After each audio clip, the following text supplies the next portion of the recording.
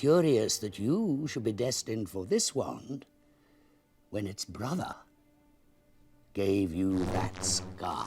Hi guys, this is Martin over at CBR, and don't go anywhere because today I'm starting to have a little look back at the Harry Potter franchise, starting with, yes, you've guessed it, Harry Potter and the Philosopher's Stone. So long before Daniel Radcliffe was known for running around with guns stapled to his hands in Guns Akimbo or playing a dead man in Swiss Army Man, he was the eponymous Harry Potter. Yes, it is literally the film franchise that made him the man he is today, and something which refreshingly Radcliffe is more than well aware of. So it is with great pleasure I dive into the Chris Colombus first installment, which is known simply as The Philosopher's Stone. So with a roll call of RSC approved actors at his back, we enter into the world of Harry Potter. That is the books which came to J.K. Rowling as she was on a train in Manchester, so the story goes. She wrote the first book off the back of it while she was unemployed in a cafe. She got the second book off the ground through a government grant, and she is a real rags to riches story which it will go down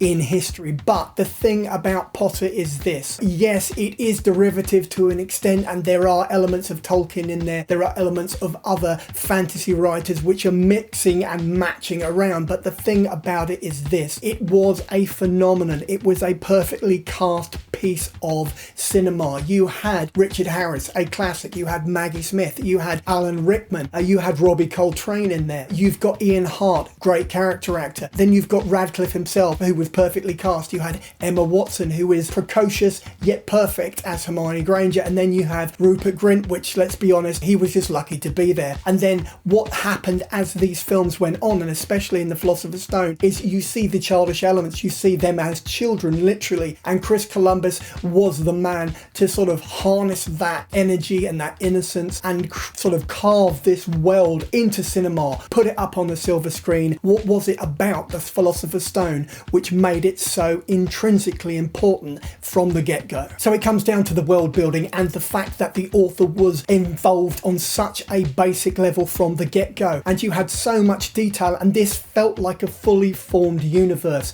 And the fact that you had real old style things, you had good versus evil, you had witches and wizards, you had goblins, and you had all manner of other timorous beasties that were lurking in the dark forest. Everybody wants to be a wizard or a witch, I guess, and magic is one of those unknowable themes. It's a mythology thing, and this is what made the Philosopher's Stone so good. And the fact that the talent on screen and the casting was so perfect, as I've said before, this is one of those franchises which will live and go on and will pass through generations. And the Philosopher's Stone, on retrospect, looking back, is the best 147 minutes of cinema in, shall we say, young adult fantasy that you can ever possibly get your hands on. So on that note, my name's Martin, this has been CBR, and we'll talk soon.